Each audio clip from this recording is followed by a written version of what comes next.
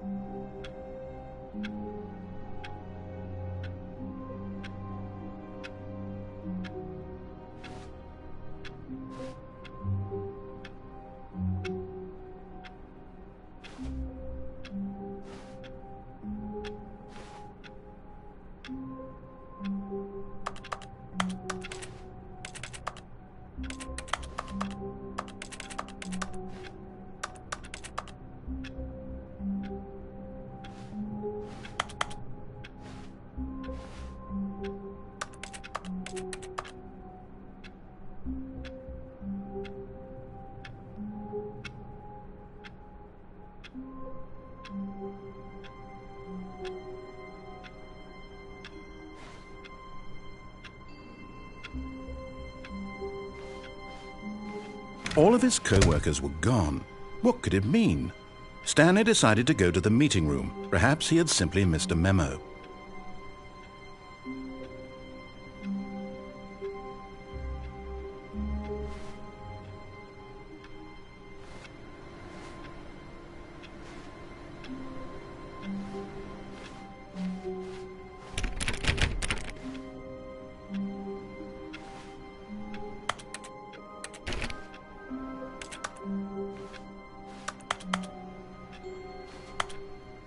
Stanley went around touching every little thing in the office, but it didn't make a single difference, nor did it advance the story in any way.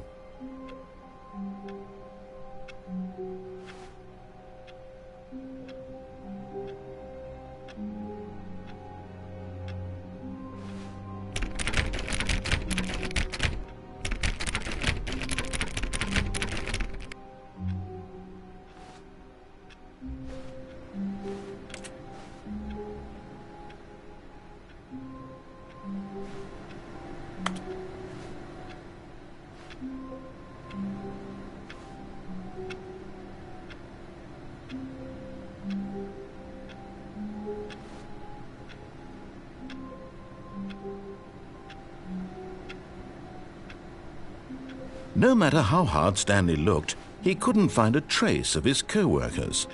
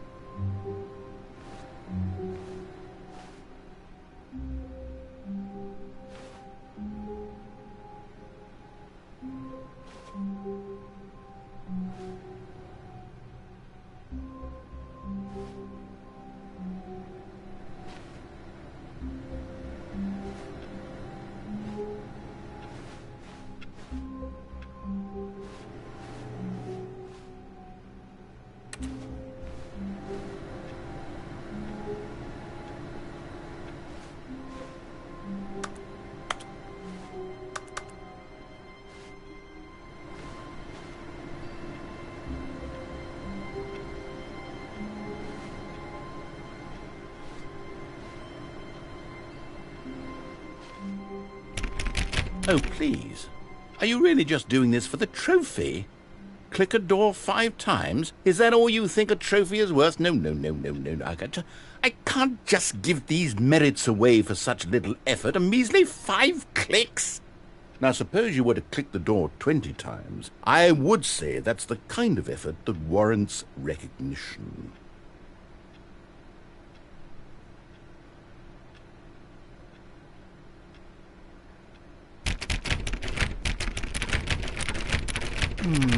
I have to say, I'm still not feeling the satisfaction of witnessing true effort for a noble cause.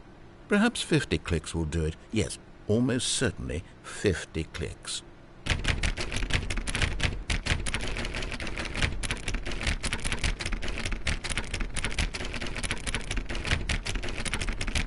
No, I'm still not feeling it. I want this trophy to have meant something. It has to be a true reward for valiant effort. I want to see some hustle, Stanley. I want to see commitment, a willingness to go all the way no matter the cost. Why don't you go put 20 clicks into door number 417?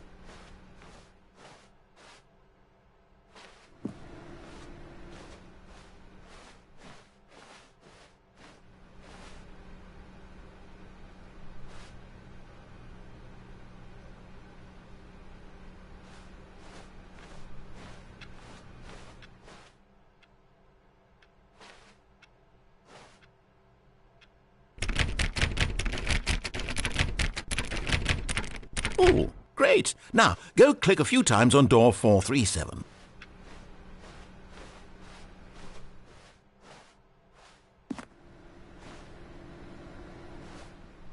Excellent. I think we're getting somewhere. Now, door 415. Let's give it 10 clicks or so.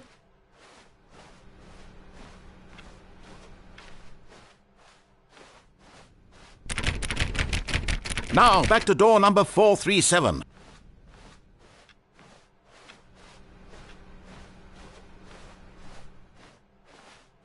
Let's see. How about you click on, well, I don't know, the copy machine? All right, back to room 417. I'm really feeling it now. I think we're getting somewhere. Okay, now go climb on employee 419's desk.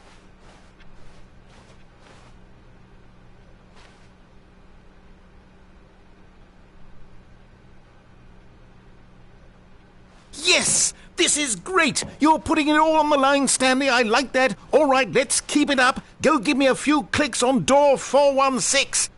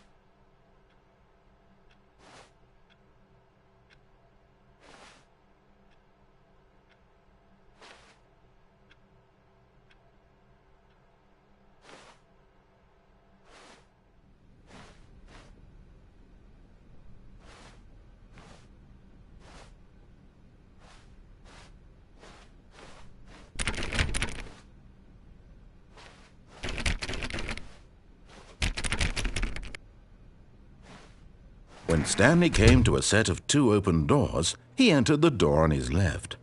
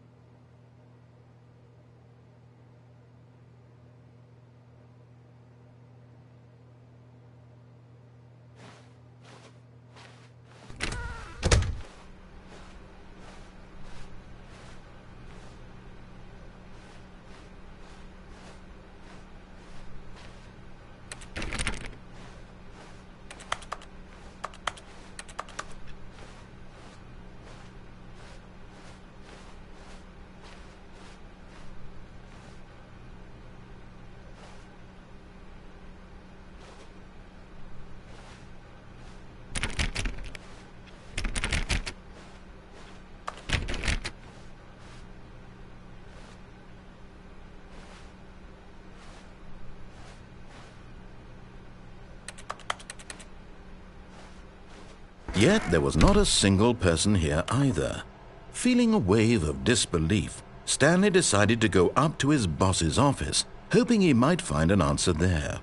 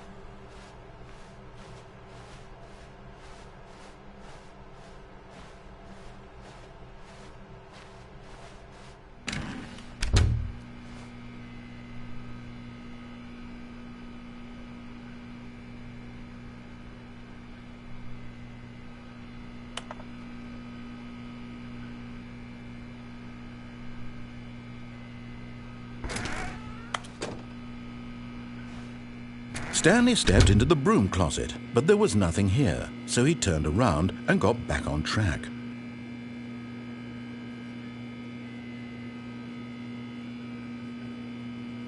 There was nothing here. No choice to make, no path to follow, just an empty broom closet. No reason to still be here.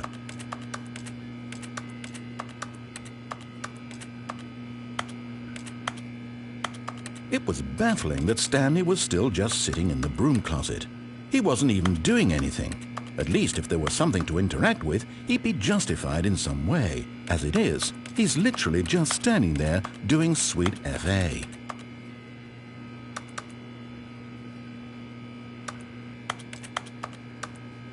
Are you really still in the broom closet? Standing around doing nothing? Why? Please offer me some explanation here. I'm genuinely confused.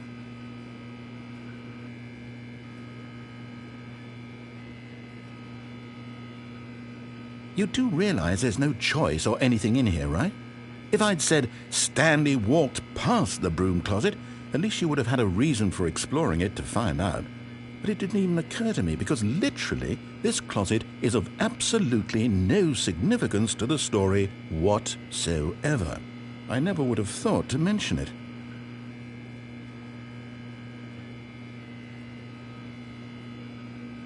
Maybe to you this is somehow its own branching path. Maybe when you go talk about this with your friends you'll say, "Oh, did you get the broom closet ending? The broom closet ending was my favourite." I hope your friends find this concerning.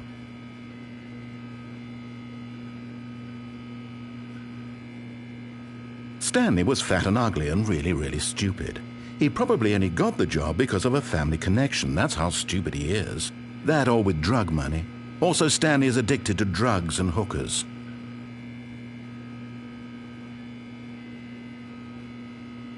Well, I've come to a very definite conclusion about what's going on right now.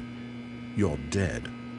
You got to this broom closet, explored it a bit, and were just about to leave because there's nothing here, when a physical malady of some sort shut down your central nervous system and you collapsed in front of your screen. Well, in a situation like this, the responsible thing is to alert someone nearby so as to ensure that your body is taken care of before it begins to decompose. Hello? Anyone who happens to be nearby? The person at this computer is dead. They have fallen prey to any number of your countless human physiological vulnerabilities.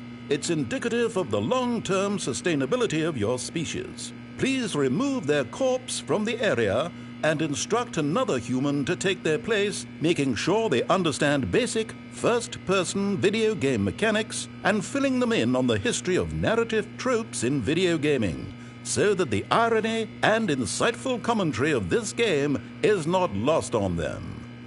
All right, when you've done that, just step out into the hallway.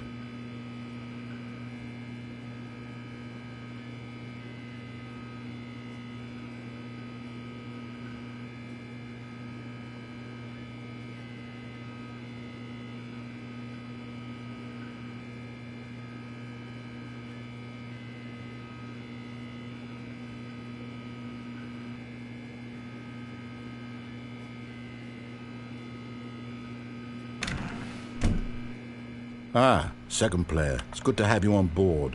I guarantee you can't do any worse than the person who came before you. You too? Unbelievable. I'm at the mercy of an entire species of invalids. Perhaps there's a monkey nearby you can hand the controls to. A fish? Fungus? Look, you can hammer out the details. I'm not particularly picky. I'll just be waiting for when you're ready to pick up the story again.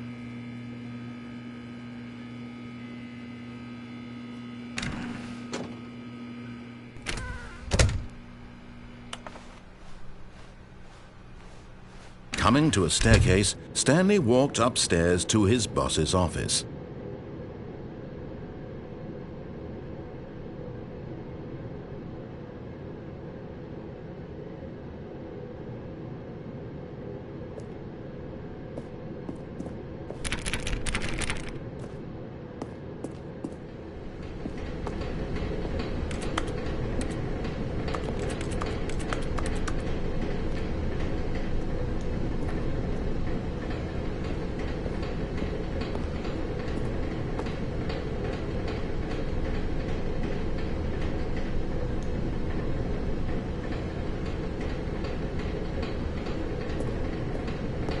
But Stanley just couldn't do it. He considered the possibility of facing his boss, admitting he had left his post during work hours. He might be fired for that. And in such a competitive economy, why had he taken that risk? All because he believed everyone had vanished? His boss would think he was crazy. And then something occurred to Stanley. Maybe, he thought to himself, maybe I am crazy. All of my co-workers blinking mysteriously out of existence in a single moment for no reason at all. None of it made any logical sense. And as Stanley pondered this, he began to make other strange observations. For example, why couldn't he see his feet when he looked down? Why did doors close automatically behind him wherever he went? And for that matter, these rooms were starting to look pretty familiar. Were they simply repeating? No, Stanley said to himself, this is all too strange. This can't be real. And at last, he came to the conclusion that had been on the tip of his tongue. He just hadn't found the words for it. "I'm dreaming!" he yelled. "This is all a dream." Oh, what a relief Stanley felt to have finally found an answer, an explanation. His co-workers weren't actually gone. He wasn't going to lose his job. He wasn't crazy after all. And he thought to himself, I suppose I'll wake up soon. I'll have to go back to my boring real-life job pushing buttons. I may as well enjoy this while I'm still lucid. So he imagined himself flying and began to gently float above the ground. Then he imagined himself soaring through space on a magical starfield, and it too appeared. It was so much fun, and Stanley marveled that he had still not woken up. How was he remaining so lucid?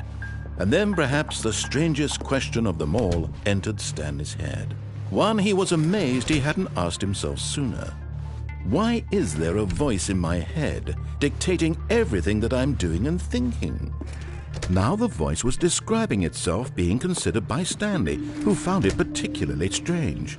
I'm dreaming about a voice describing me, thinking about how it's describing my thoughts, he thought. And while he thought it all very odd and wondered if this voice spoke to all people in their dreams, the truth was that, of course, this was not a dream. How could it be? Was Stanley simply deceiving himself, believing that if he's asleep, he doesn't have to take responsibility for himself?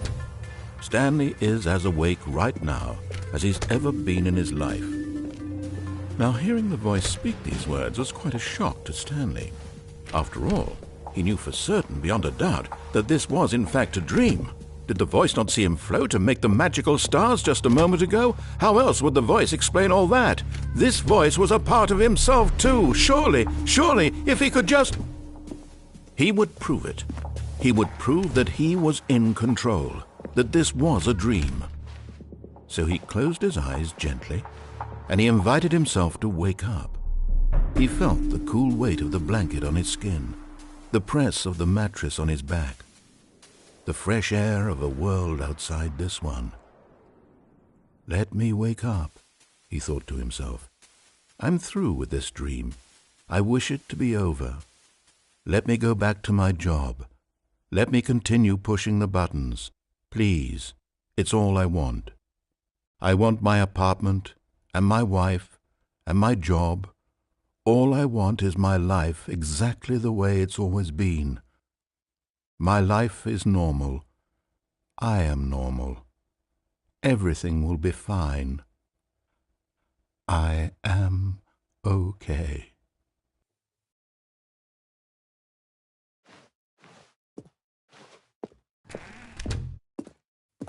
Stanley began screaming. Please, someone, wake me up. My name is Stanley. I have a boss. I have an office. I am real. Please, just someone tell me I am real. I must be real. I must be. Can anyone hear my voice? Who am I? Who am I? And everything went black.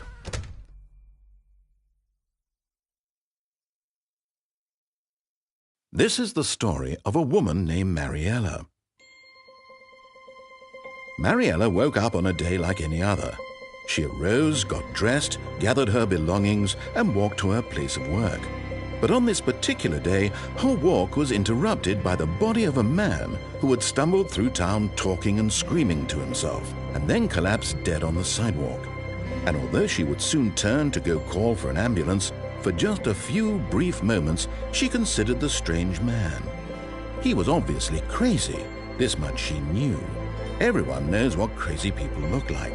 And in that moment, she thought to herself how lucky she was to be normal. I am sane. I am in control of my mind. I know what is real and what isn't. It was comforting to think this, and in a certain way, seeing this man made her feel better. But then she remembered the meeting she had scheduled for that day, the very important people whose impressions of her would affect her career, and by extension, the rest of her life. She had no time for this, so it was only a moment that she stood there, staring down at the body. And then she turned and ran.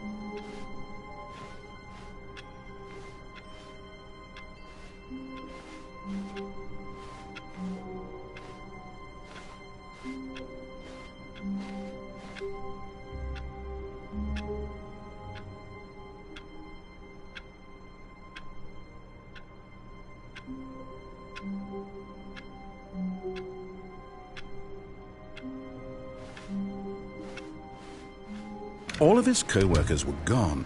What could it mean? Stanley decided to go to the meeting room. Perhaps he had simply missed a memo. No matter how hard Stanley looked, he couldn't find a trace of his co-workers.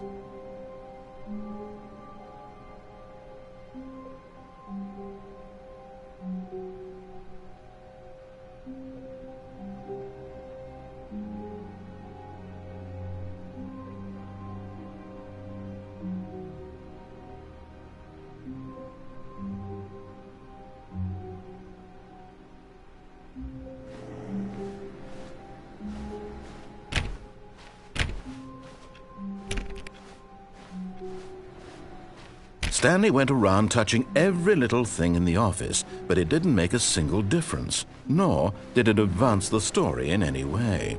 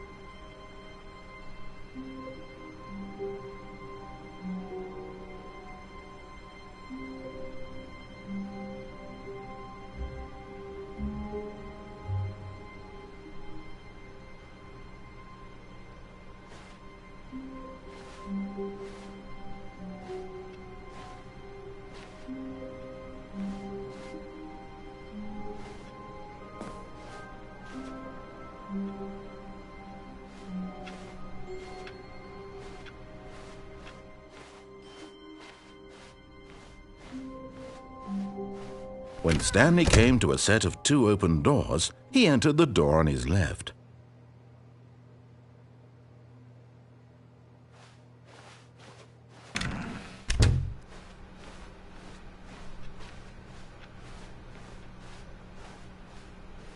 Yet there was not a single person here either. Feeling a wave of disbelief, Stanley decided to go up to his boss's office, hoping he might find an answer there.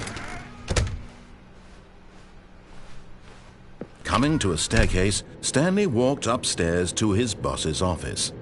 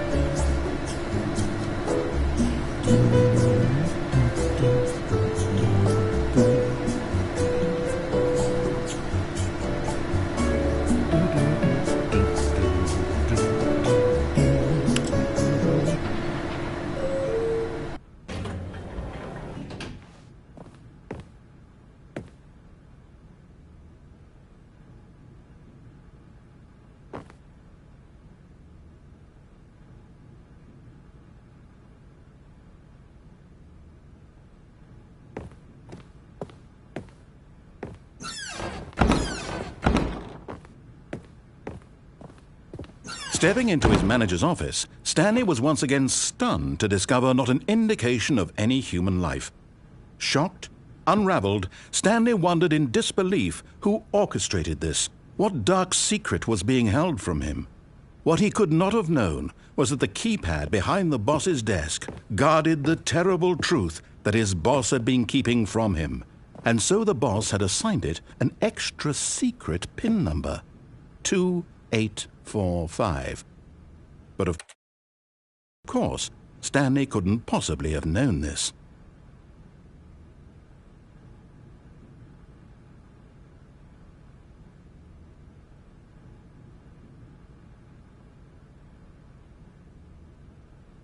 Stanley just sat around twiddling his thumbs. Trying to input anything on the device was useless, since he could never possibly know that the combination was 2845. Yet incredibly, by simply pushing random buttons on the keypad, Stanley happened to input the correct code by sheer luck. Amazing! He stepped into the newly opened passageway.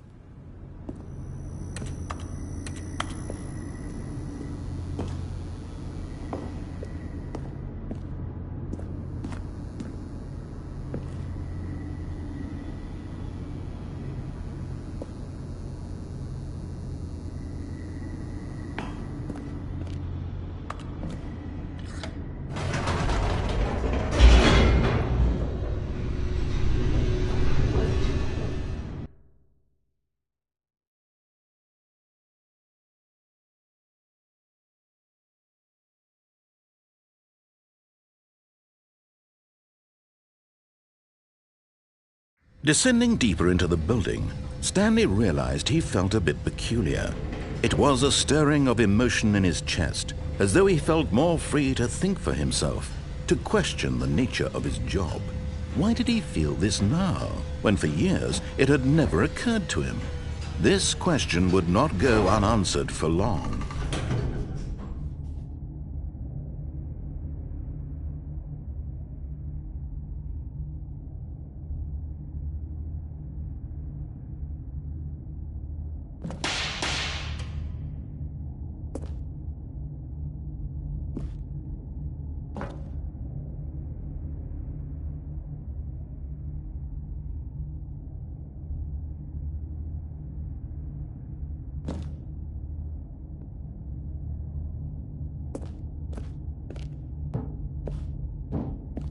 Stanley walked straight ahead through the large door that read Mind Control Facility.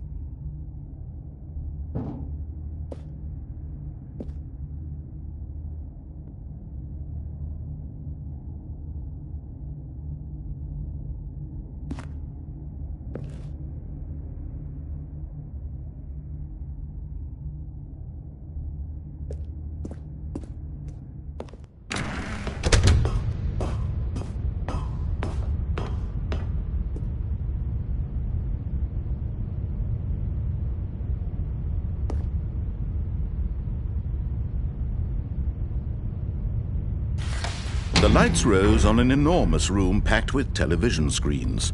What horrible secret did this place hold? Stanley thought to himself. Did he have the strength to find out?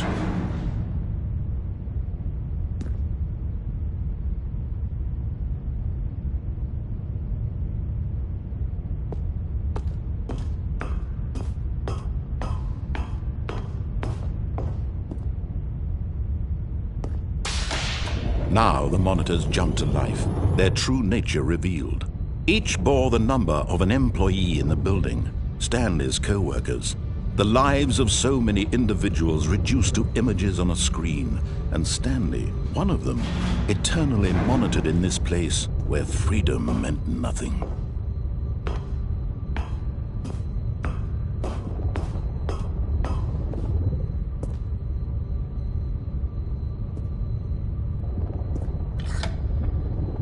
This mind control facility, it was too horrible to believe. It couldn't be true. Had Stanley really been under someone's control all this time? Was this the only reason he was happy with his boring job? That his emotions had been manipulated to accept it blindly?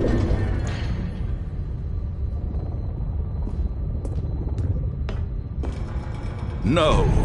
He refused to believe it. He couldn't accept it. His own life in someone else's control? Never! It was unthinkable, wasn't it? Was it even possible? Had he truly spent his entire life utterly blind to the world?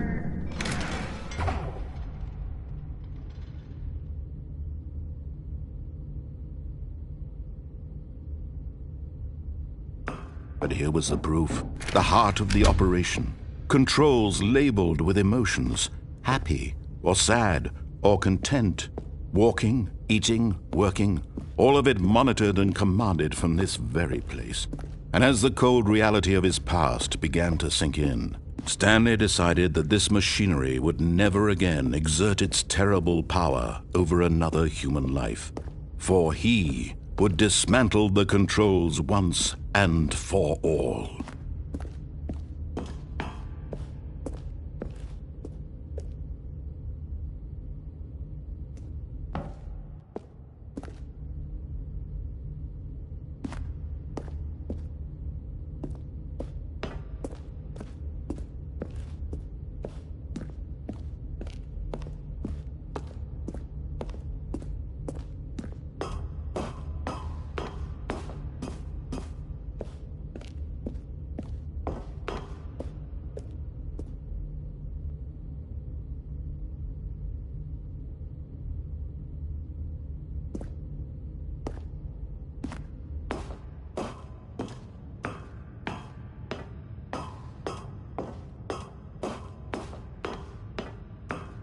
And when at last he found the source of the room's power, he knew it was his duty, his obligation, to put an end to this horrible place and to everything it stood for.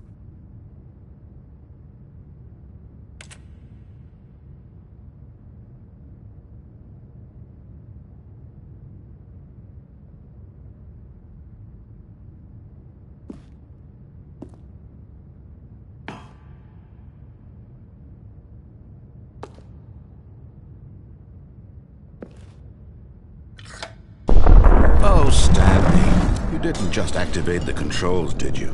After they kept you enslaved all these years, you go and you try to take control of the machine for yourself. Is that what you wanted? Control? Oh, Stanley, I applaud your effort, I really do. But you need to understand, there's only so much that machine can do. You were supposed to let it go, turn the controls off, and leave. If you want to throw my story off track, you're going to have to do much better than that. I'm afraid you don't have nearly the power you think you do. For example, and I believe you'll find this pertinent, Stanley suddenly realized he had just initiated the network's emergency detonation system. In the event that this machine is activated without proper DNA identification, nuclear detonators are set to explode, eliminating the entire complex. How long until detonation then? Let's say, 2 minutes. Now this is making things a little more fun, isn't it, Stanley? It's your time to shine. You are the star. It's your story now. Shape it to your heart's desires. Oh, this is much better than what I had in mind. What a shame we have so little time left to enjoy it. Mere moments until the bomb goes off. But what precious moments each one of them is. More time to talk about you, about me, where we're going, what all this means. I barely know where to start. What's that? You'd like to know where your co-workers are? A moment of solace before you're obliterated? All right, I'm in a good mood. You're going to die anyway. I'll tell you exactly what happened to them. I erased them. I turned off the machine. I set you free. Of course, that was merely in this instance of the story. Sometimes when I tell it, I simply let you sit there in your office forever, pushing buttons endlessly and then dying alone. Other times, I let the office sink into the ground, swallowing everyone inside, or I let it burn to a crisp. I have to say this, though, this version of events has been rather amusing. Watching you try to make sense of everything and take back the control wrested away from you, it's quite rich. I almost hate to see it go. But I'm sure whatever I come up with on the next go-around will be even better. My goodness, only 34 seconds left. But I'm enjoying this so much. You know what? To hell with it. I'm going to put some extra time on the clock, why not? These are precious additional seconds, Stanley. Time doesn't grow on trees. Oh dear me, what's the matter, Stanley? Is it that you have no idea where you're going or what you're supposed to be doing right now? Or did you just assume when you saw that timer that something in this room was capable of turning it off? I mean, look at you. Running from button to button, screen to screen, clicking on every little thing in this room. These numbered buttons, no, these colored ones. Or maybe this big red button, or this door. Everything, anything, something here will save me. Why would you think that, Stanley? That this video game can be beaten? Won? Solved? Do you have any idea what your purpose in this place is? Stanley, you're in for quite a disappointment. But here's a spoiler for you. That timer isn't a catalyst to keep the action moving along. It's just seconds ticking away to your death. You're only still playing instead of watching a cutscene because I want to watch you for every moment that you're powerless. To see you made humble. This is not a challenge. It's a tragedy. You wanted to control this world, that's fine. But I'm going to destroy it first, so you can't. Take a look at the clock, Stanley. That's 30 seconds you have left to struggle. 30 seconds until a big boom and then nothing. No ending here, just you being blown to pieces. Will you cling desperately to your frail life, or will you let it go peacefully? Another choice. Make it count, or don't. It's all the same to me, all a part of the joke. And believe me, I will be laughing at every second of your inevitable life from the moment we fade in until the moment I say, happily ever after.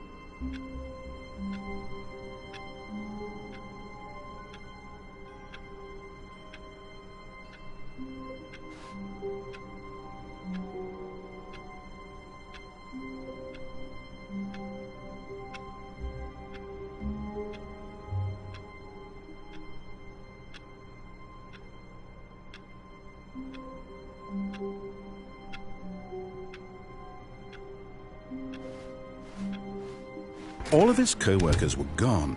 What could it mean? Stanley decided to go to the meeting room. Perhaps he had simply missed a memo.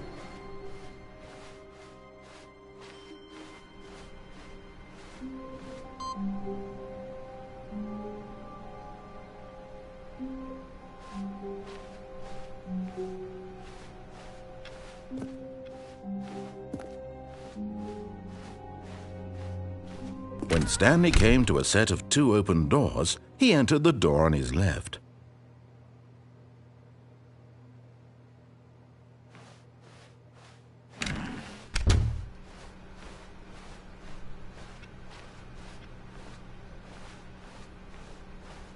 Yet there was not a single person here either. Feeling a wave of disbelief, Stanley decided to go up to his boss. Coming to a staircase, Stanley walked upstairs to his boss's office.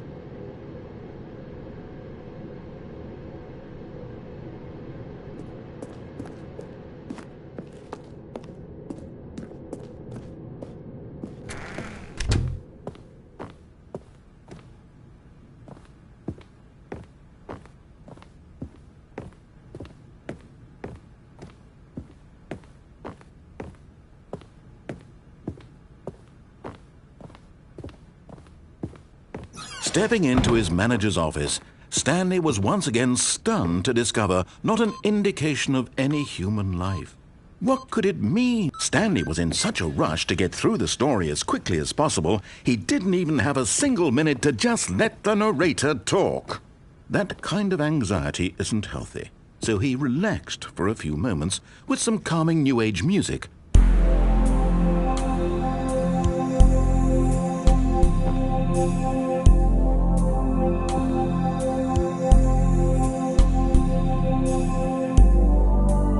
Feeling soothed and rejuvenated, Stanley calmly walked forward into the opened passageway.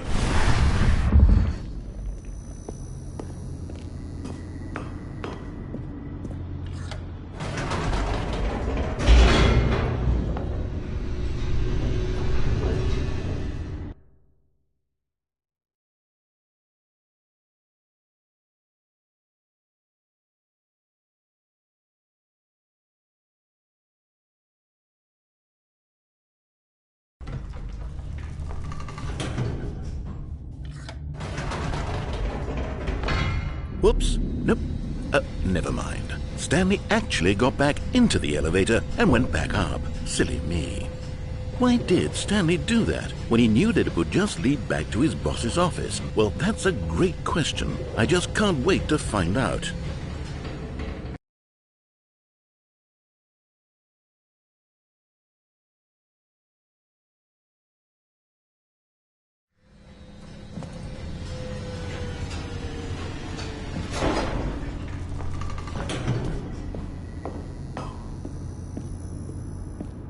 Here we are, Stanley. It's your boss's office. Exactly the way it was before you got onto the elevator. It's still just exactly what it is. What a decision you've made to come up here and look at the office again.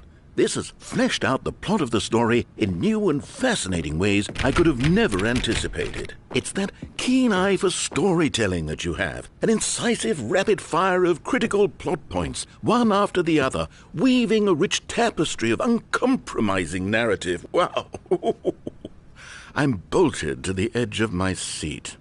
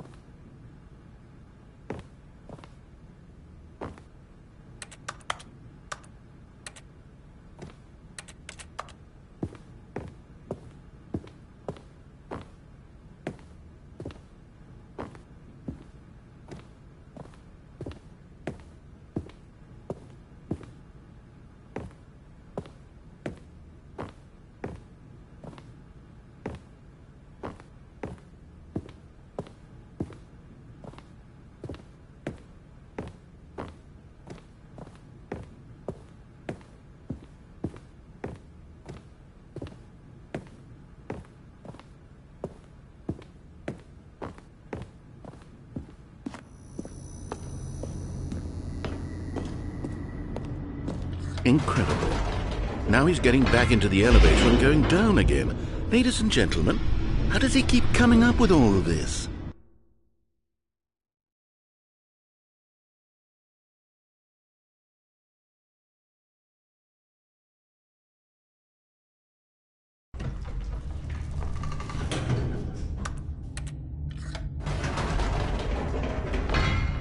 Did you think we were going to go forward down the spooky corridor? No. It's time once again to go back up in the elevator. I can't even begin to grapple with what might be up there. Is it the boss's office again? Or what if it's the boss's office this time? The suspense is killing me.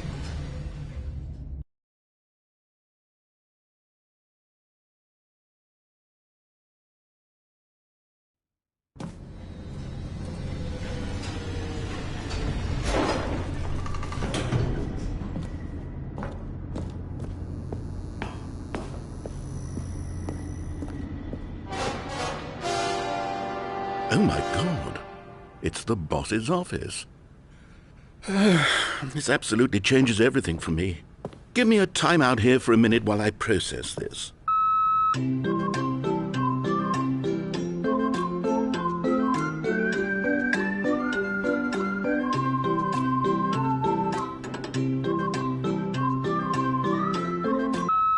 Okay, I'm ready.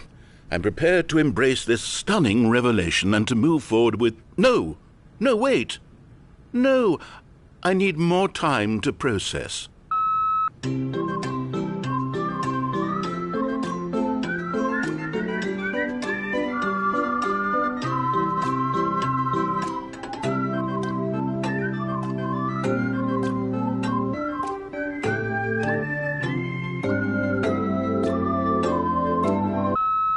All right, I have fully come to terms with it.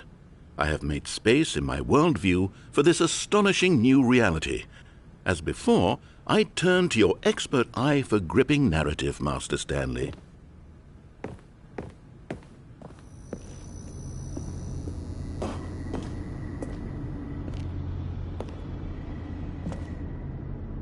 Of course, going back down in the elevator.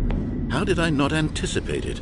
I mean, sure, now it's obvious, but you have to understand that 30 seconds ago, this kind of thing had never been attempted before.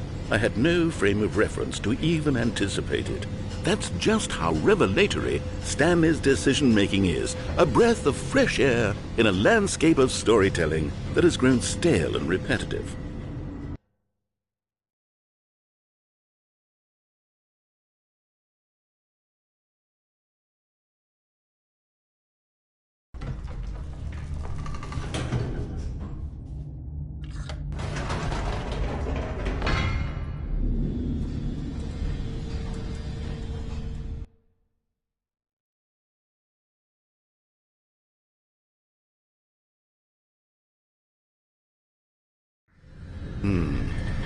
You know what? I've just thought of something. Hold on, let's stop for a moment. Don't you realize? It's the anticipation, Stanley. You and I, we have no way of knowing what will be at the top of this elevator.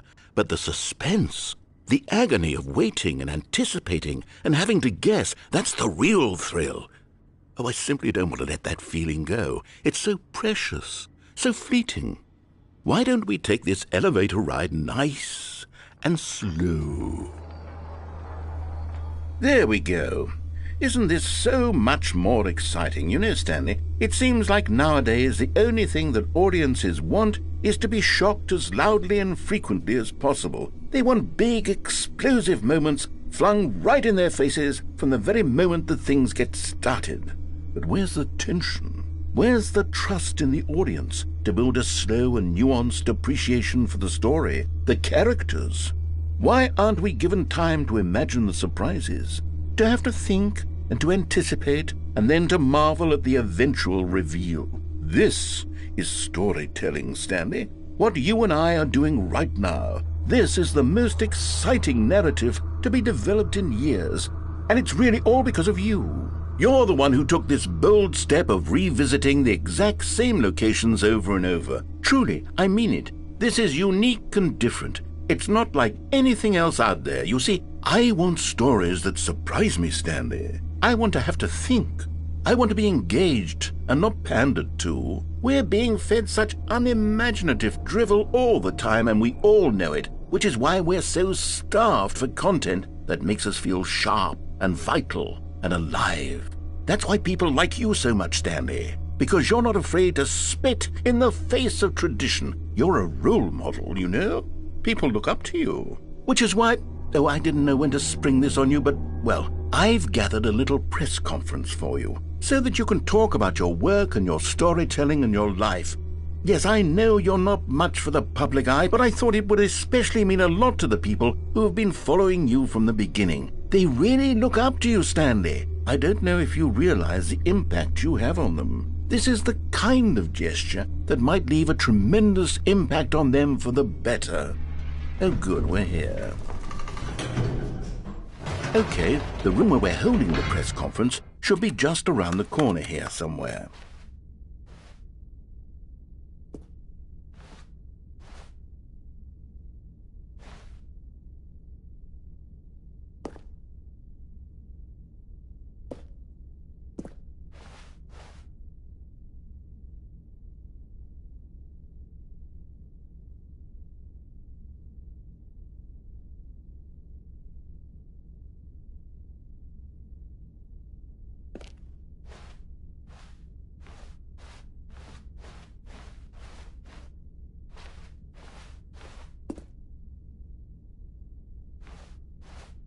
Ah, yes, here it is, just through this door.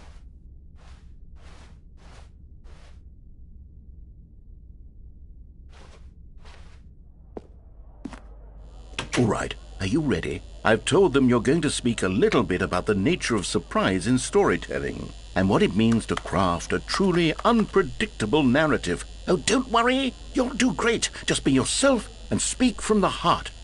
I'm really proud of you, Stanley. Okay, it looks like they're ready for you. Go get 'em.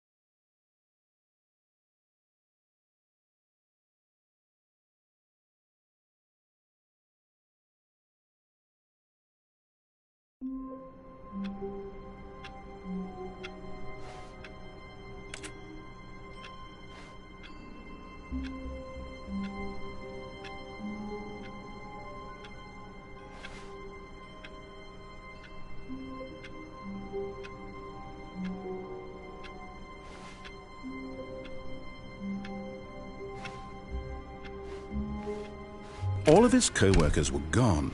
What could it mean? Stanley decided to go to the meeting room. Perhaps he had simply missed a memo. No matter how hard Stanley looked, he couldn't find a trace of his co-workers.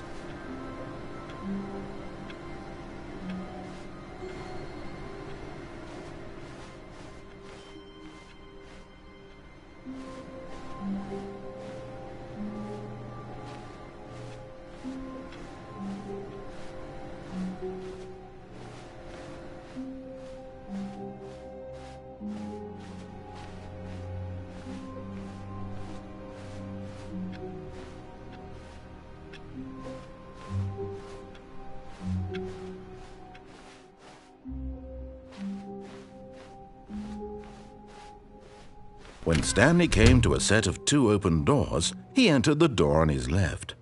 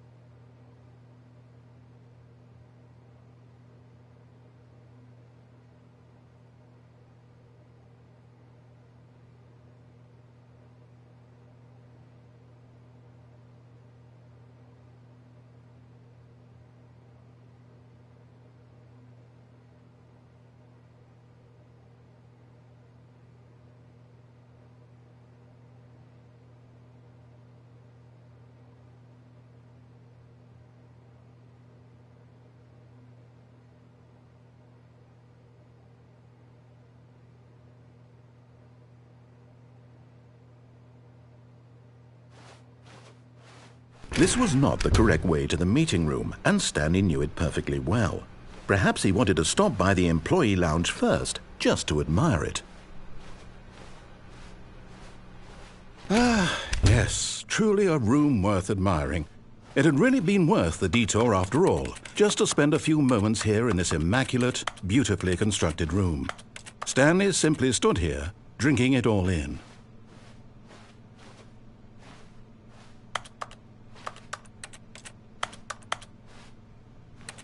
Yes, really, really worth it being here in the room. A room so utterly captivating that even though all your co-workers have mysteriously vanished, here you sit looking at these chairs and some paintings.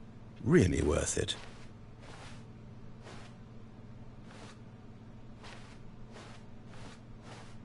At this point, Stanley's obsession with this room bordered on creepy and reflected poorly on his overall personality. It's possible that this is why everyone left.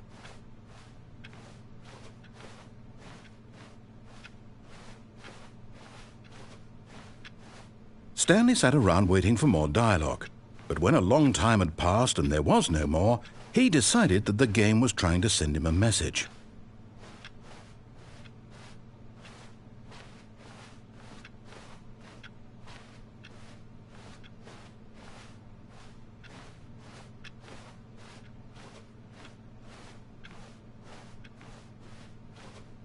But at last, he'd had enough of the amazing room and took the first open door on his left to get back to business.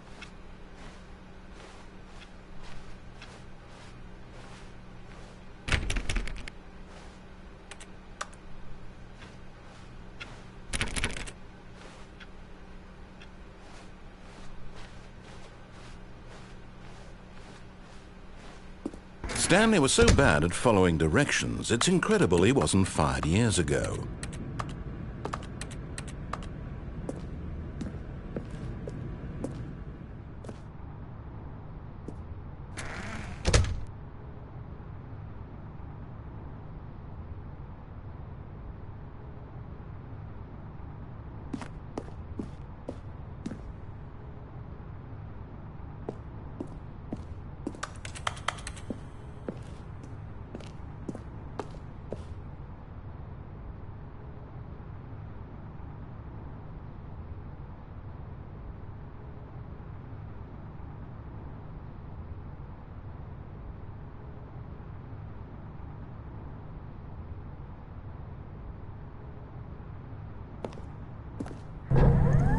Look, Stanley, I think perhaps we've gotten off on the wrong foot here. I'm not your enemy, really, I'm not. I realize that investing your trust in someone else can be difficult, but the fact is that the story has been about nothing but you all this time. There's someone you've been neglecting, Stanley. Someone you've forgotten about. Please. What? Really? I was in the middle of something. Do you have zero consideration for others? Are you that convinced that I want something bad to happen to you? Why, I don't know how to convince you of this, but I really do want to help you, to show you something beautiful. Look, let me prove it. Let me prove that I'm on your side. Give me a chance.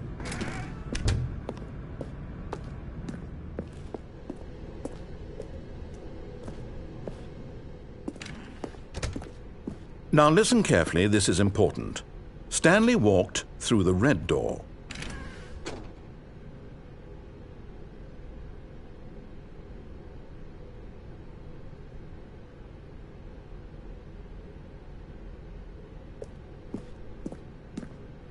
Oh, thank God you are willing to listen to me.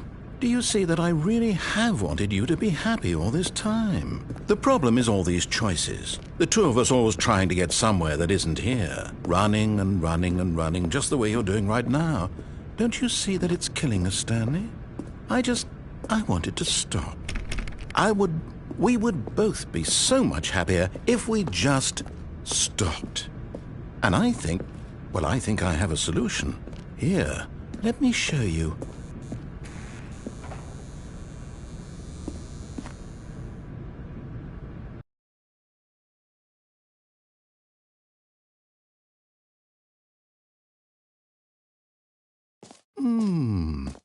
What do we want? What are we looking for? Here. Yes. Oh, it's beautiful, isn't it? If we just stay right here, right in this moment with this place, Stanley, I think I feel happy. I actually feel happy.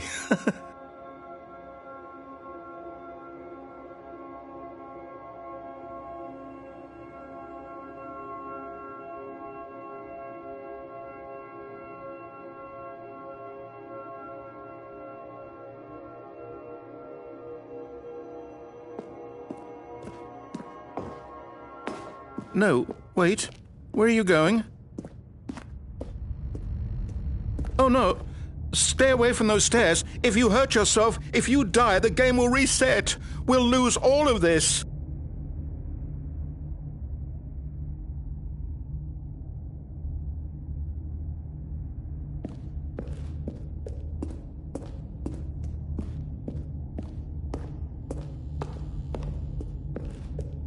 Please, no, Stanley, let me stay here. Don't take this from me. Please, Stanley, think about what you're doing.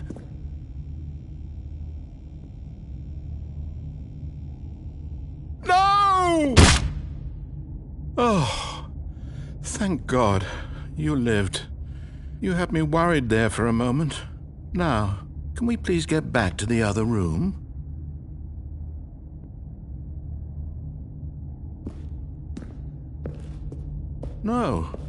No, what are you doing, Stanley? Please, I'm asking you not to take this away from me. I can't go back to what I was before. If you die, we'll both go back. Why are you doing this?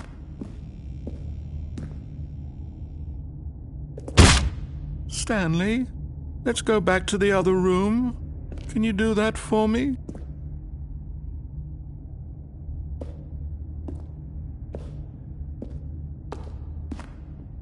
My God, is this really how much you dislike my game? That you'll throw yourself from this platform over and over to be rid of it?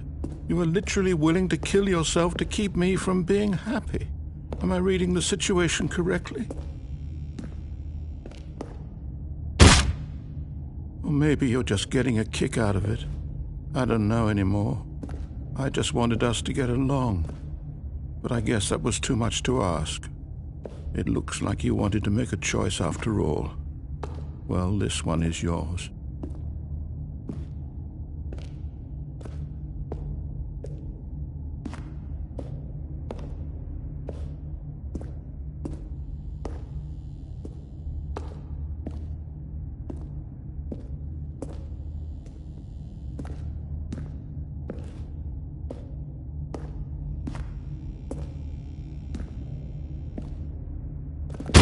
Is it over? It's going to restart, isn't it? I'm going back.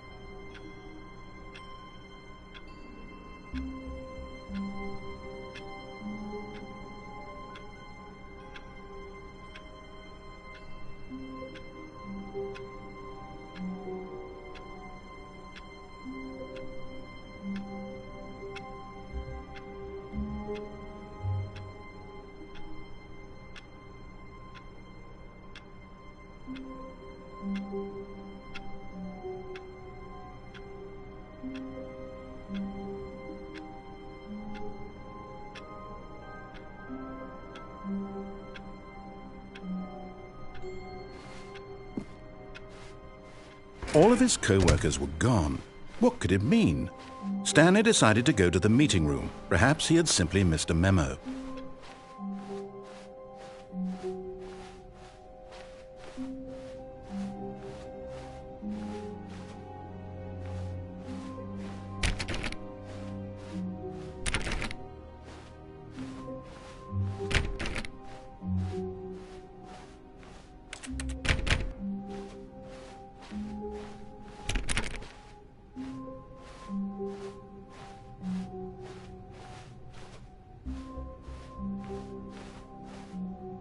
When Stanley came to a set of 2 open doors, he entered the door on his left.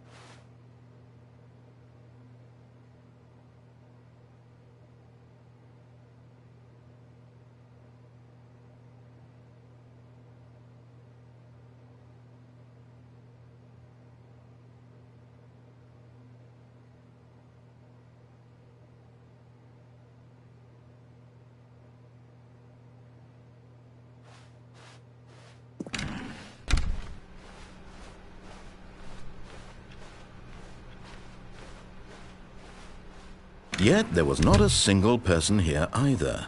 Feeling a wave of disbelief, Stanley decided to go up to his boss's office. Coming to a staircase, Stanley walked upstairs to his boss's office.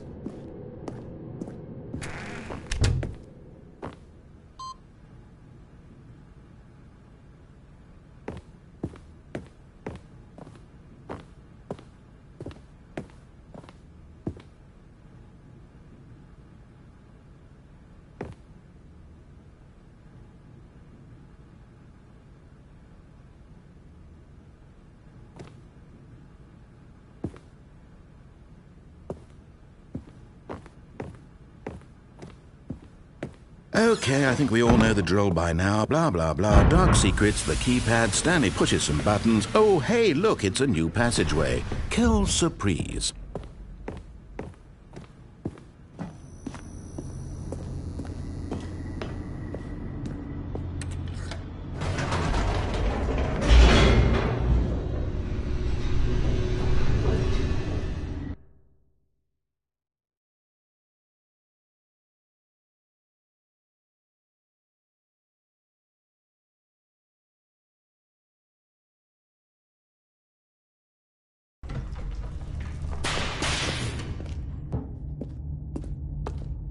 Stanley walked straight ahead through the large door that read Mind Control Facility.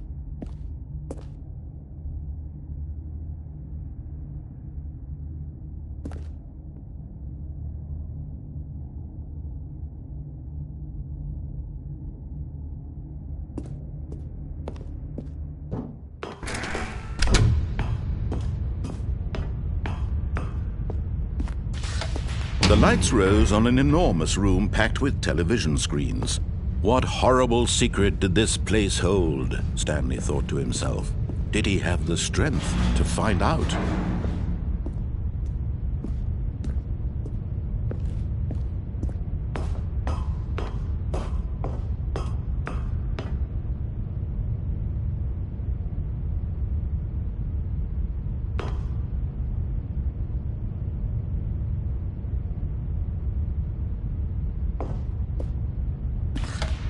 Now the monitors jumped to life, their true nature revealed.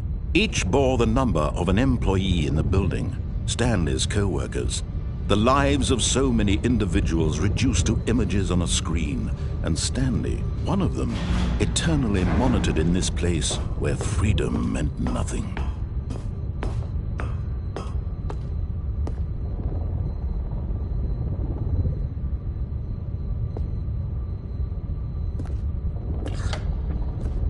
This mind control facility, it was too horrible to believe. It couldn't be true. Had Stanley really been under someone's control all this time?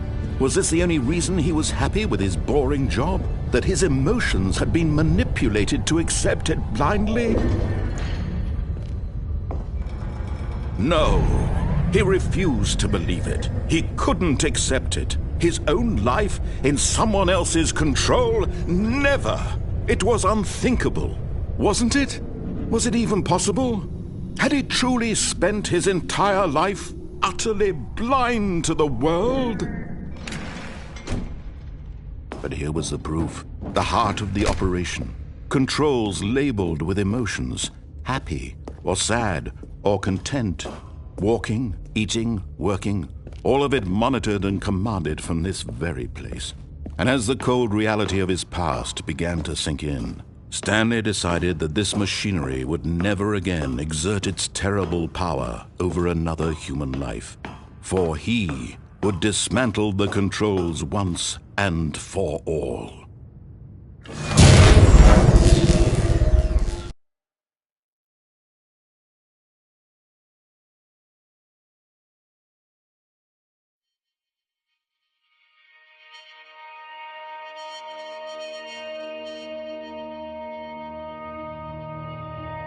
Blackness and a rising chill of uncertainty.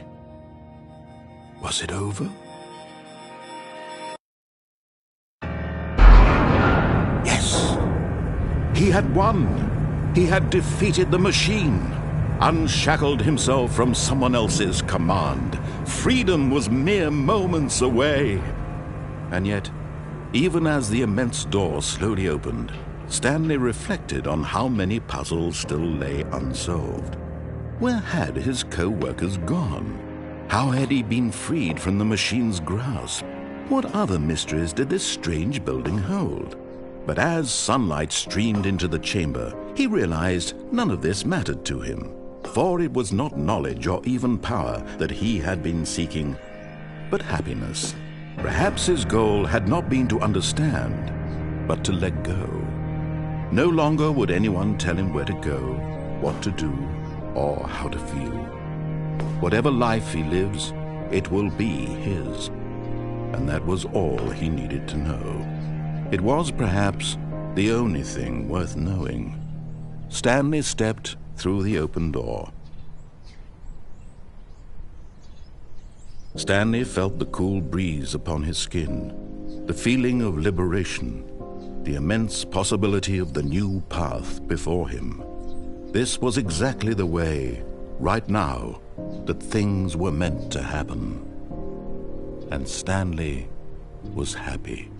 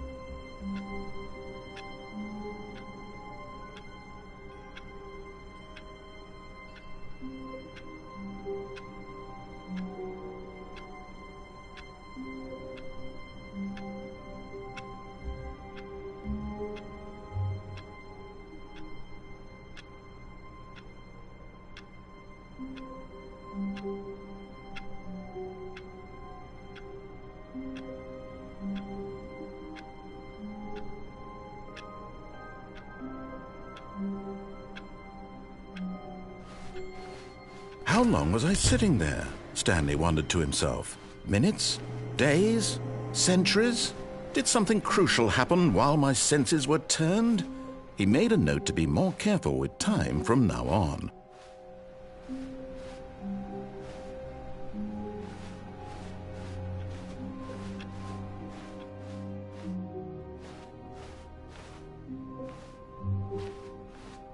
When Stanley came to a set of 2 open doors, he entered the door on his left.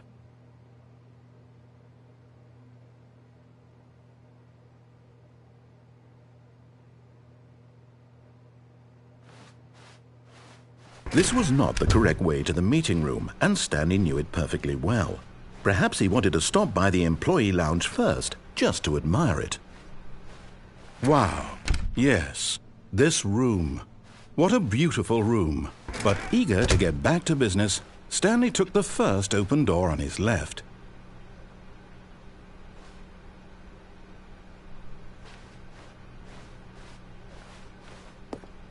Stanley was so bad at following directions, it's incredible he wasn't fired years ago.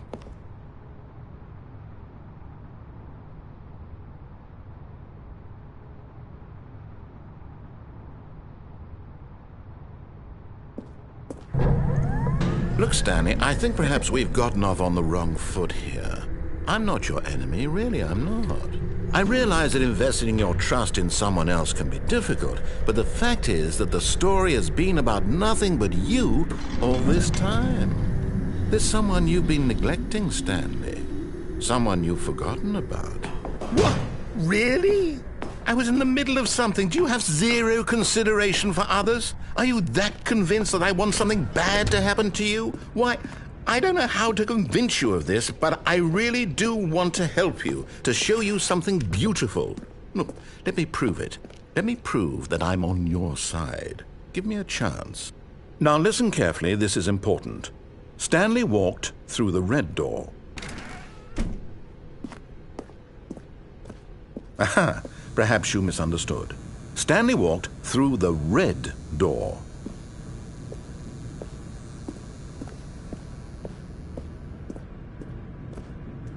I still don't think we're communicating properly. Stanley walked through the red door.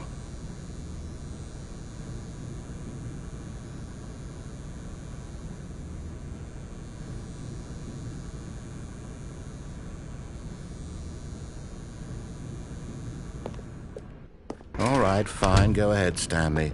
You want to know so badly what's out there? You want to find out what lies at the end of this road you've chosen? Well, don't let me stop you. You see? There's nothing here. I haven't even finished building this section of the map, because you were never supposed to be here in the first place. Broken rooms, exposed developer textures. Is this what you had wanted? Was it worth ruining the entire story I had written out specifically for you? Do you not think I put a lot of time into that? Because I did. And in the end, it was all for nothing. Because this is what you wanted to see. Help me here, Stanley. Help elucidate these strange and unknowable desires of yours. What would have made this game better? What did you want to see? Vehicles? Skill trees? Work with me. You've given me absolutely nothing so far. Tell you what. Let me take a stab in the dark at a new design, and you can give me some feedback. There we go. A third option. This already feels leaps ahead of where we were before. Go ahead, Stanley. Take it for a spin.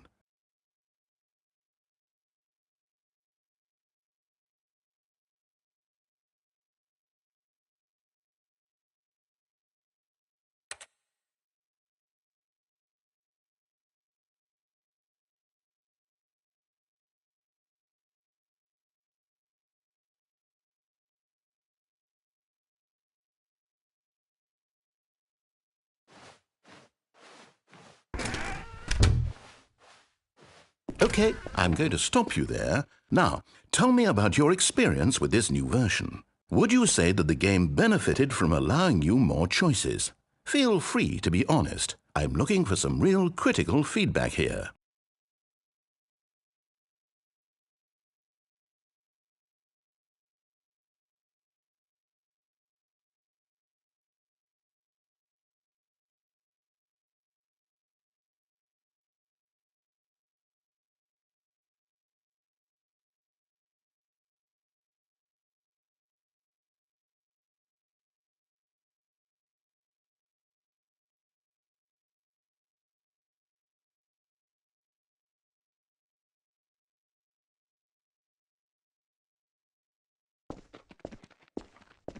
A 1? I mean, I can understand if you had reservations, you saw ways the game could be improved to more fully express itself mechanically and artistically, but a 1? That's not even helpful. What am I supposed to do with that? But I guess it isn't my place to judge. Here, based on the data from your previous playthrough, I've compiled a new version. And to be perfectly candid, I think I've knocked it out of the park with this one. Let's take a look.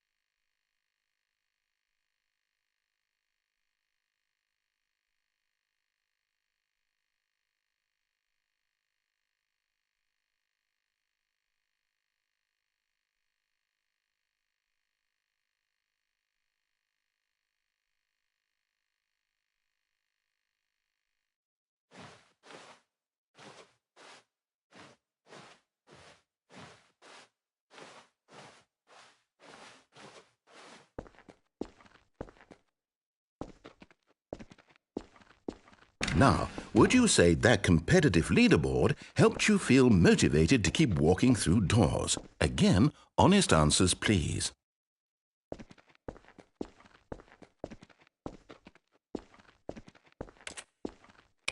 Hey, I nearly forgot. I've got a prototype of a new game I've been working on, and now would be a lovely opportunity to give it some playtesting.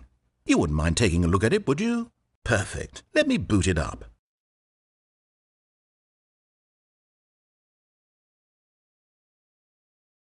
In this game, the baby crawls left towards danger. You click the button to move him back to the right, and if he reaches the fire, you fail. It's a very meaningful game, all about the desperation and tedium of endlessly confronting the demands of family life. I think the art world will really take notice. But of course, the message of the game only becomes clear once you've been playing it for about 4 hours. So why don't you give it 4 hours of play to make sure it's effective? Be sure to keep notes on your experience.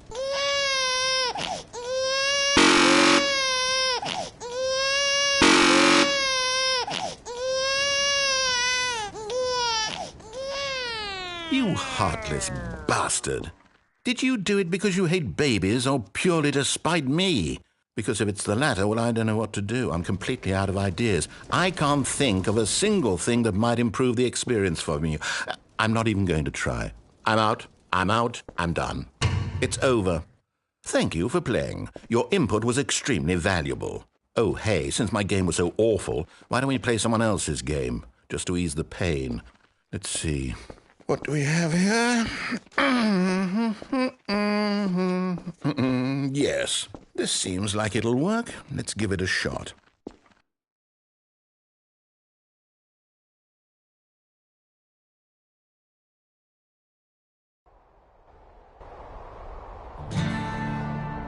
Aha! Fascinating. What do you think this game is about, Stanley?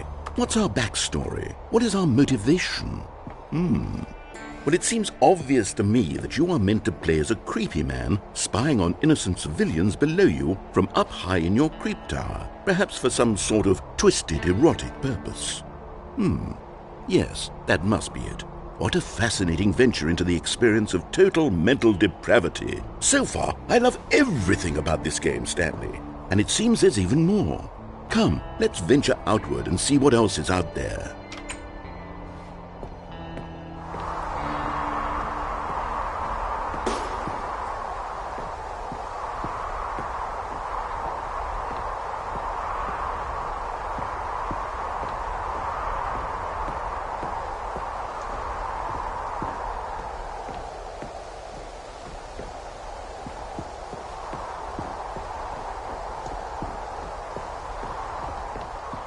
Oh, no. No, it can't be. It is. It's an open world game. Good God, quickly, block it off. Oh, thank goodness, Stanley. What a close call. You nearly wandered off into that thing. That big, open, just wandering around, no right or wrong directions, no path to follow. You can just go in any... Oh, thank heavens we avoided it. We're out of the woods now, Stanley. Okay, I'm going to get us out of here. Let's find another game. Preferably something with walls. Something with nice, big, insurmountable walls. Okay, I think this will be just the thing.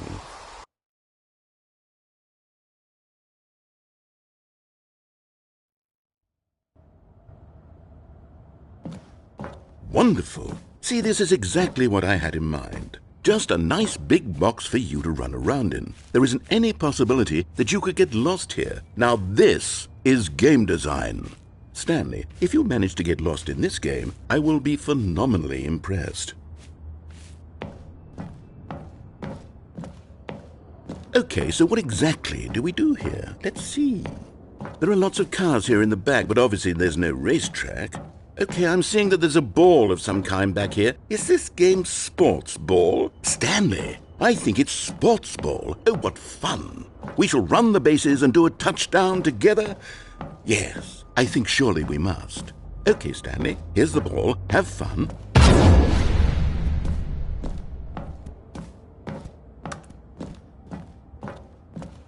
Hold on. What are you doing?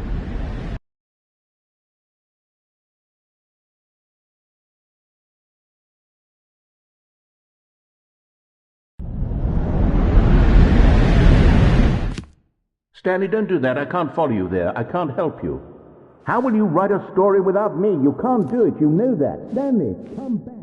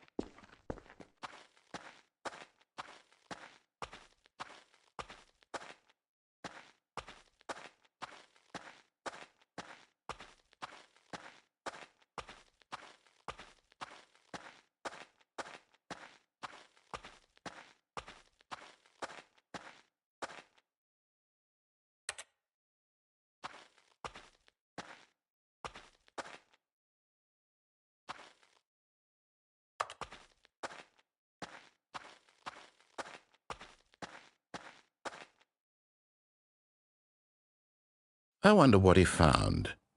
If what he wanted was to be the leading man in his own story, well, perhaps he's gotten it, down in wherever he is right now. I wonder if he's happy with his choice, and if he's learned the heavy cost that comes with it. He'll understand soon what I was trying to tell him. He needs me. Someone who will wrap everything up at the end, to make sense out of the chaos and the fear and the confusion. That's who I am. That is what I mean to this world. Oh, yes. Yes, I'll be back. There's no other way. Once this ends, after it all comes to a close, then I'll be back. The end will be here soon. Very soon. I can wait.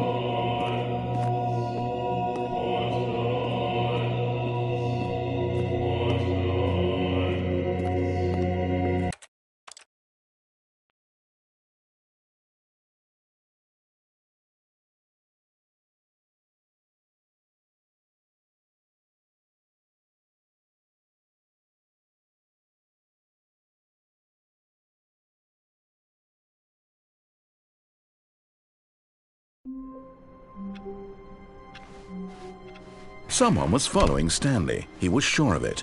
If he checked over his shoulder now, he would surely catch them. It was only a matter of time.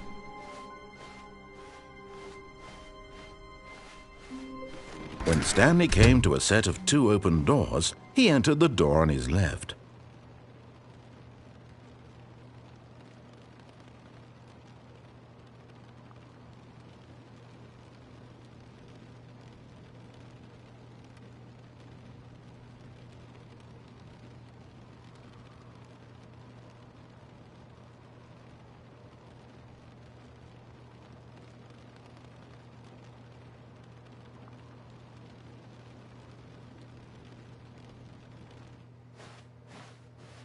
This was not the correct way to the meeting room, and Stanley knew it perfectly well.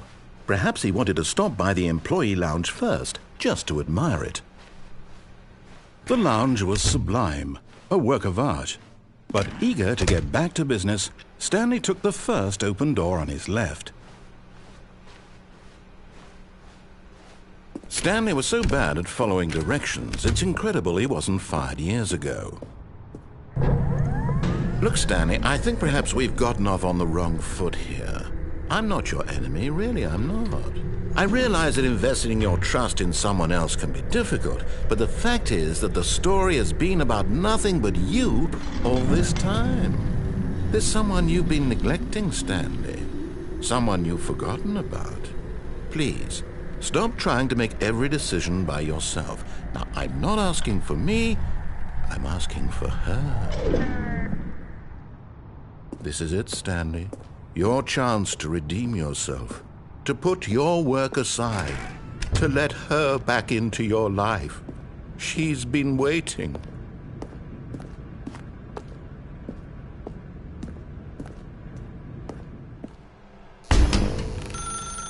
That's her, Stanley. You need to be the one to do this, to reach out to her. If you can truly place your faith in another, then pick up the phone.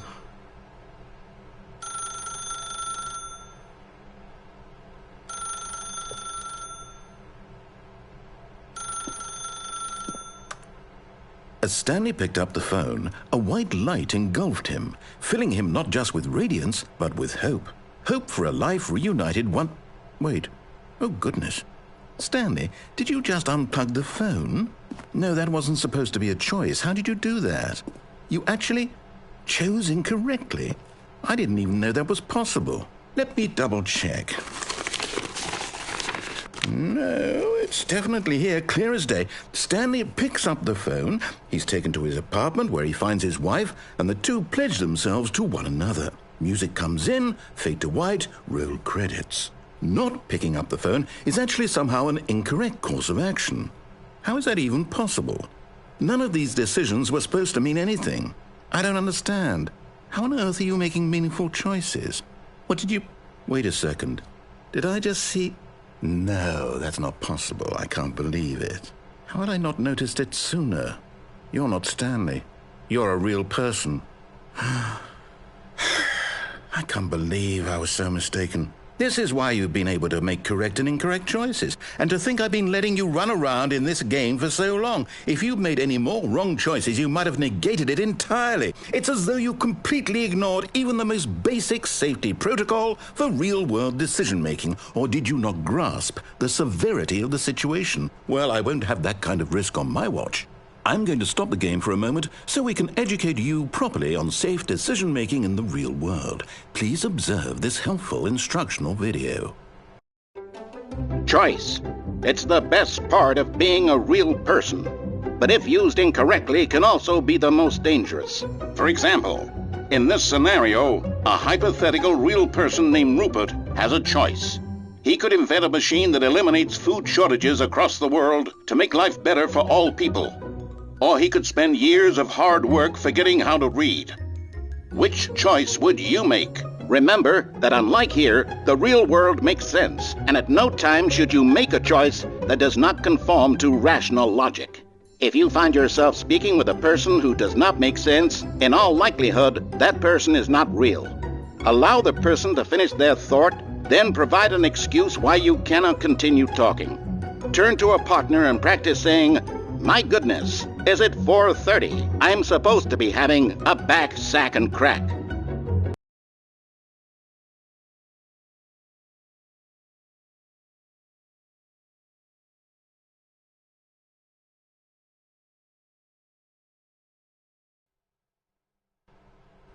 Excellent. Making choices on a regular basis is the best part to a healthy decision-making process. Most medical professionals recommend making at least 8 choices per day. Do you make more than 8? Less? And finally, if you begin to wonder if your choices are actually meaningful and whether you'll ever make a significant contribution to the world, just remember that in the vast infiniteness of space, your thoughts and problems are materially insignificant, and the feeling should subside. At this time, your instructor will guide you in an exercise to test and reinforce the material covered in this video. Welcome back. You may have noticed that this room has begun to deteriorate as a result of narrative contradiction. But not to worry. Now that you're properly informed on good decision-making, we're going to revisit a choice you made just a few minutes ago and see what the correct thing to do would have been. This way, please.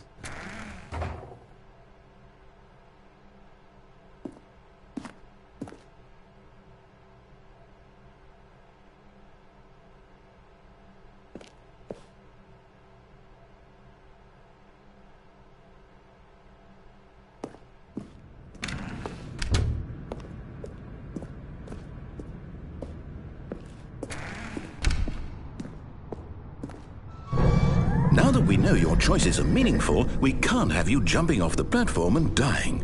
Imagine the main character dying senselessly halfway through the story. That story would make no sense at all. We just need to get you home as soon as possible before the narrative contradiction gets any worse. Unfortunately, it seems this place is not well equipped to deal with reality.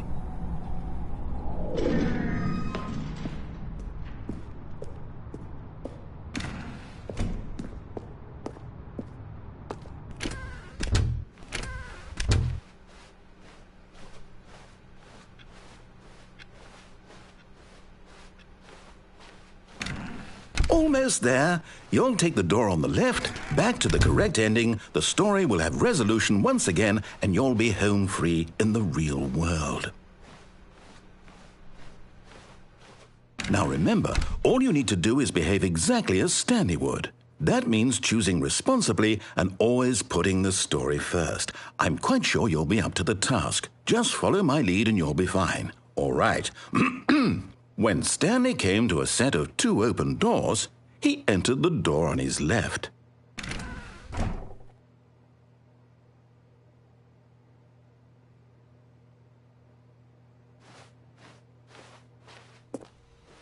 No! Why did you do that? Quickly, hurry back in the other direction. Perhaps we're not too late.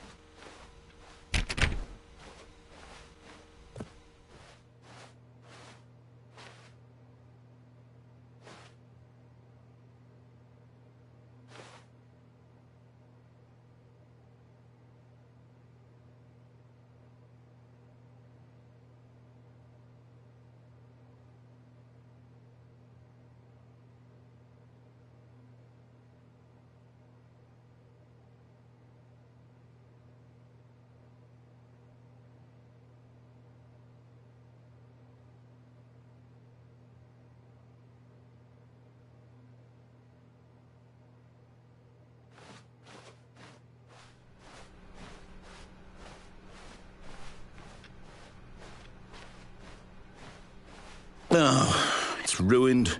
I can't believe, after everything we talked about, that my story, you've destroyed my work. Why? For what? What did you get out of that? What did you think was so special about seeing the game undone, left here like so much garbage? It's worthless now. And what am I supposed to do? Even if there were a way to continue, would it be worth it? To know that my story is now incorrect? How can I go back to that? I can't erase that knowledge. I'll have to live with it forever, reliving its impossibility forever. I couldn't live that way. Is it better to shut the game down entirely? To willingly destroy all of my work? I don't know. What's the answer? What do I do? What do I do? What do I... No, I have to. I have to shut the game down. I have to. I have to.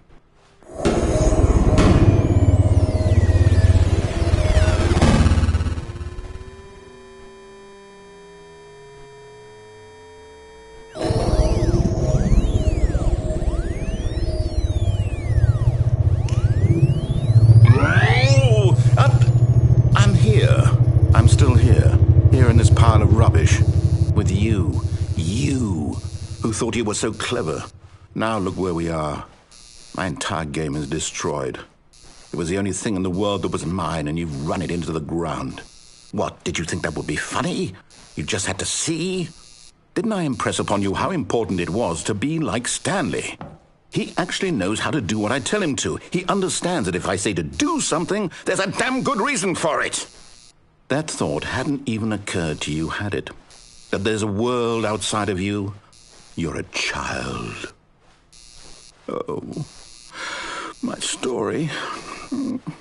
If you'd just gone through the door on the left, you would have seen it. There was a whole underground facility. You would have destroyed it and been victorious. It would have been so perfect. I worked so hard on it. I tried so hard to make... behave exactly as Stanley would. That means choosing responsibly and always putting the story first. I'm quite sure you'll be up to the task. Just follow my lead and you'll be fine. All right. When Stanley came to a set of 2 open doors, he entered the door on his left.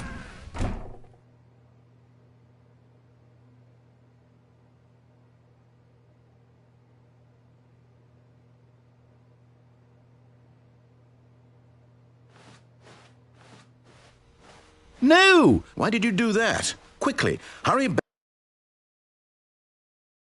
Behave exactly as Stanley would. That means choosing responsibly and always putting the story first. I'm quite sure you'll be up to the task. Just follow my lead and you'll be fine. All right. When Stanley came to a set of 2 open doors, he entered the door on his left.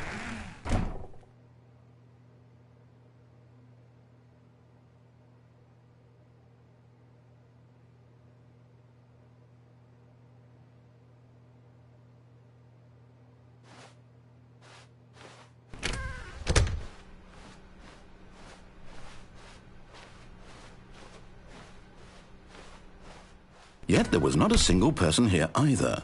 Feeling a wave of disbelief, Stanley decided to go up to his boss's office, hoping he might find and coming to a staircase, Stanley walked upstairs to his boss's office.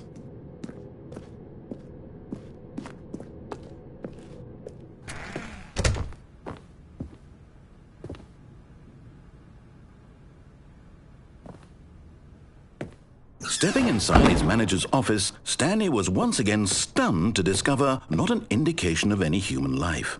Shocked, unraveled, Stanley wondered in disbelief who orchestrated this, until he saw the door with a voice receiver next to it. Surely behind this door lay all the answers to his questions. And beyond all probability, he knew the passcode. He had seen it on his boss's computer just last week. Night Shark 115. Was this the code to open the door? Would it still work? There was only one way to find out. Stanley had been trained never to speak up, but now he would draw from within himself the courage to face the unknown. He drew a sharp breath and then spoke the code.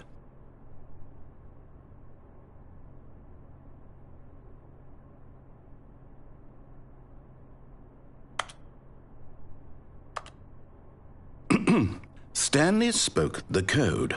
Night Shark 115. He spoke it into the receiver, right there on the wall.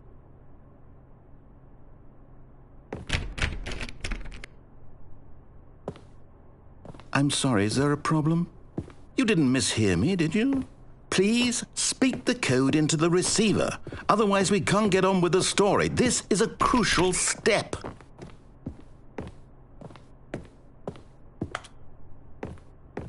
Okay, fine, you're not going to do it, but you know what?